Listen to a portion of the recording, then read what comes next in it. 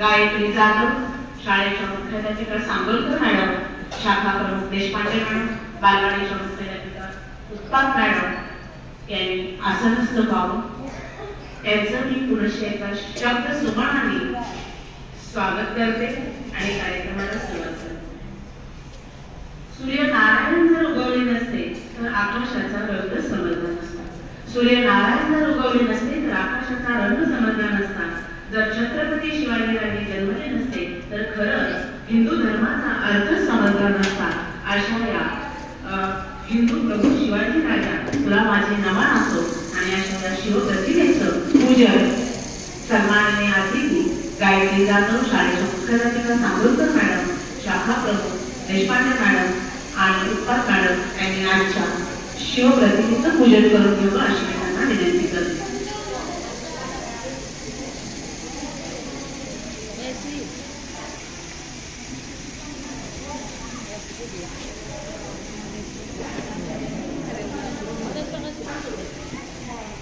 आज शिवजयंती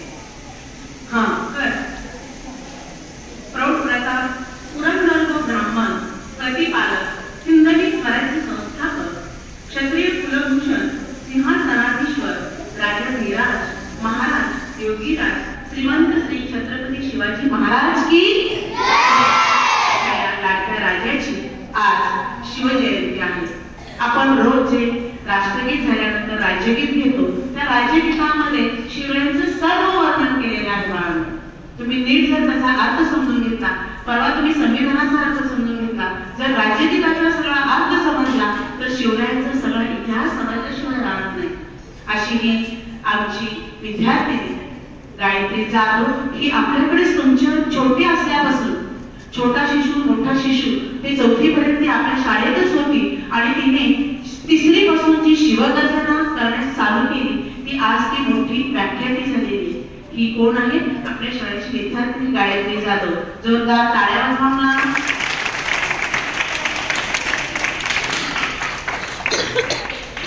लहानपणापासून जर आपण वक्तृत्व स्पर्धेत भाग घेतला तर निश्चितच आपण सुद्धा एक व्याख्याती होऊ शकतो. तिने आज ती तुमच्या एवढीच होती. 3रीला असल्यापासून ती शिवरायांची व्याख्याती झालेली अतिशय सुंदर अशा आपल्या बोलक्या लहानशा आवाजात अशा सुंदर भाषणाने तिने 3री पासूनच सुरुवात केली आणि आज ती मोठ्या मोठ्या ठिकाणी कार्यक्रम घेते. तेही शिव गर्जनाबद्दल ती किती छान बोलती आज तुम्हाला ऐकायला मिळेल. 3रीची मुलं जेणेकरून तुम्ही ऐका. आता 4थीच्या मुलांना तर माहित आहे, पण 3रीची मुलं तुम्ही नीट ऐका, ती किती सुंदर व्याख्यान करते. यानंतर आज तिचं खरं कौतुक करण्यासाठी 10वीचे पेपर असताना त्या दिवशी निरोप समारंभा दिवशी तिला निमंत्रण दिलं आणि ती एका शब्दावर पळत आली आणि आईला भेटली आणि हो मॅडम नक्कीच येते म्हणाली आणि ती आज आपल्या या ठिकाणी पेपर म्हणून ज्याला आवड असते ना त्याला नक्कीच सवड मिळते असं म्हणायला काहीच हरकत नाही. तर अशा या गायत्रीचा सन्मान शाळेच्या मुख्याध्यापिका सांगोलकर मॅडम यांनी करावा अशी मी त्यांना विनंती करते. अशीच पुढे जा, अशीच एक मोठी व्याख्याती हो एवढी तुला बाई आशीर्वाद देणार आहे. आणि खरंच तुझं कौतुक आहे की आज पेपर चालू असताना तू आमच्या कार्यक्रमाला उपस्थित राहिलीस आणि तुला असंच 2वीत यश मिळो, 10वीतही यश मिळो, 12वीत यश मिळो आणि व्याख्यानात अशीच पुढे जाऊ. माणूस कुठल्याही कलेने पुढे जातो. अभ्यासच असं नाही तर अभ्यासाबरोबर एखादी कला जर जोपासली तर निश्चितच पुढे जातो.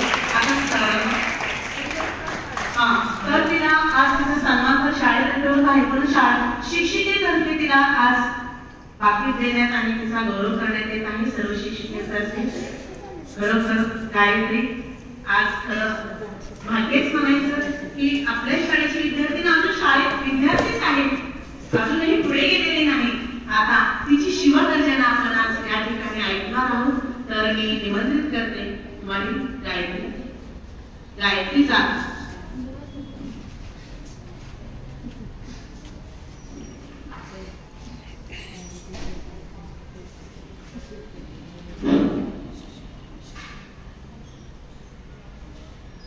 सन्माननीय व्यासपीठावरील उपस्थित आदरणीय सांगोलकर मॅडम, सौ उत्पात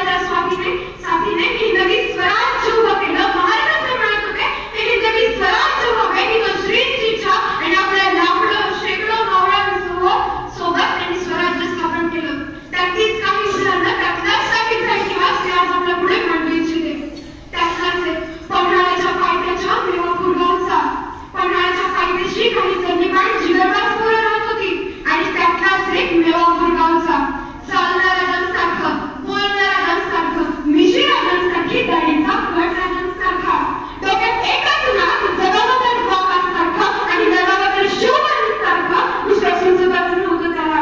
आणि त्याचं नाव होतं शिवा काशी. आणि त्याच वेळी पन्हाळ्याला 65,000 सैनिकांसह एका अजगराने वेढा घालावा सिद्धी जोहरचा वेढा पडला. आणि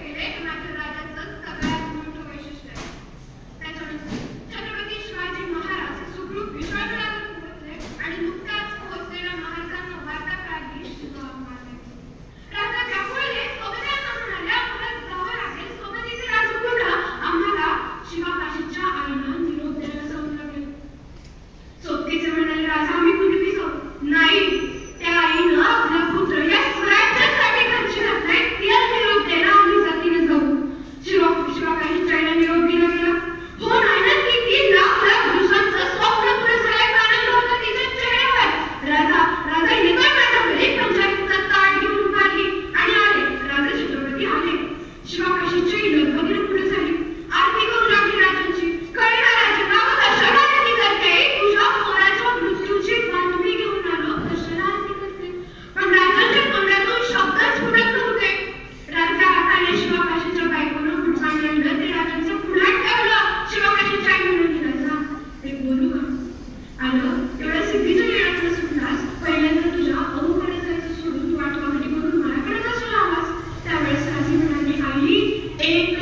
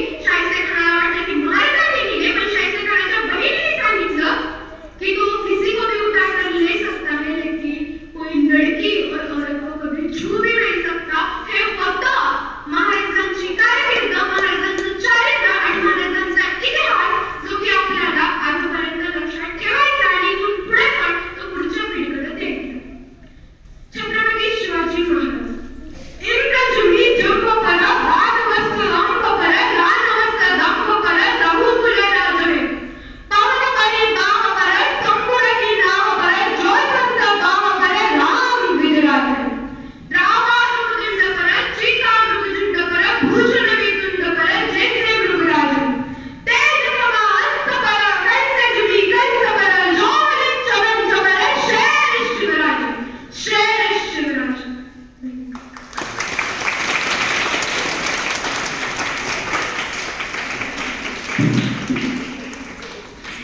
अतिशय सुंदर अशा शब्दात तिला 1 ते 19 धड्याचं वर्णन म्हणा किंवा कडे कपालीतल्या स्त्रियात्रीमध्ये होणारा आवाज तिला आदर्श काळामध्ये असा आवाज घुमवलाय की अंगावर शहारी येते. तिसरीच्या मुलांना 4थीच्या मुलांना नाही आरमारापर्यंत आलं तर तिसरीची मुलं तुम्ही इथंच 1 ते 19 धडे शिकलं. एक लक्षात घ्या, अतिशय सुंदर इतिहास तिला तिच्या मोजक्या शब्दात कशाला बघायचा छावा, कशाला बघायचा संभाजी, फक्त समोर चित्र नसलं म्हणून काय तिला समोर डोळ्यासमोर चित्र आणून दिल्या आणि असं भयान तर खराब अशा त्या शिवरायांचं वर्णन तिला आपल्या गोड चढ उतारात आवाजात अतिशय सुंदर गायत्री तुला सलाम. आपल्या शाळेची विद्यार्थिनी म्हणून गायत्री बघा, एक अभिमानास्पद गोष्ट आहे. अशीच पुढे जा, व्याख्यान देत शिवरायांचं नसा शिवराय काय होते ते दाखवून दे आणि अभ्यासाबरोबर करिअरही कर, तेवढी शुभेच्छा दे आणि माझ्या वाणीला विराम देते. यानंतर बघा, एक विद्यार्थिनी, एक शिवव्याख्यानी म्हणून काय करतात, डोळ्यात पाणी येत होतं. कुणाच्या ते सांगोल करताना त्यांना काय वाटतं त्या मनोगत व्यक्त करताय.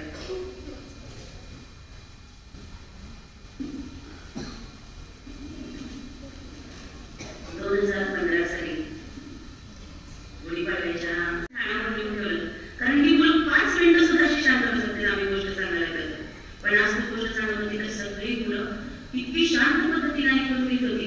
हे सगळं स्किल बाळगून आहे, कारण 5 मिनिटं बोलायचं असेल तर 5 तास अभ्यास करावा लागतो आणि गेलं 25 मिनिटं ती बोलत होती. तुम्हाला वाटलं तर मुलांना 25 मिनिटं आपण तिचं ऐकलंय म्हणून, तर 25 मिनिटं जर बोलायचं असेल तर तिला किती वाचन करावं लागलं असेल, किती अभ्यास करावा लागला असेल त्याचा विचार करा. कारण बोलायचं म्हणजे खूप साधी गोष्ट नाही आणि एखादी गोष्ट जर आपल्याला बोलायची असेल तर त्याचा खूप मोठा अभ्यास करावा लागत असतो. श्रोता किती समोरचा मोठा आहे लहान आहे माहीत असतं, पण तिच्या नसामध्ये तिच्या शिरामध्ये प्रत्येक ठिकाणी शिवाजी राजांचं चरित्र बोलत होतं. आणि अशा या सगळ्या गोष्टींमध्ये मला एक अभिमान आहे की माझ्या शाळेतली एक अतिशय हुशार अशी विद्यार्थिनी त्या मुलांना काहीतरी आदर्श दाखवावं याच्यासाठी हा शिवजयंतीच्या निमित्ताने केलेला अभ्यास होता. व्याख्याते खूप समोर होते, मोठे मोठे माझ्या डोळ्यासमोर होते, परंतु त्यांच्या व्याख्यानामध्ये त्या मुलांकडनं आज आपल्या शाळेची विद्यार्थिनी ही आज छान भाषण करू शकते. मग आपण का करू नये? आपण जर केलं तर आपल्या बाई तिच्या वेळेस आपल्याला बोलवते ही अशा मनामध्ये फिरण्यासाठी हा सगळा अभ्यास केला होता. आणि दुसरी गोष्ट, जसं शिवाजी महाराजांनी सांगितलं की रयतेच्या शेतकऱ्याच्या एकाही शेतमालाचा कर मी कुणाच्या बापाला खाऊ देणार नाही, ती तेव्हा केलेली शिवगर्जना आज करायला हवी.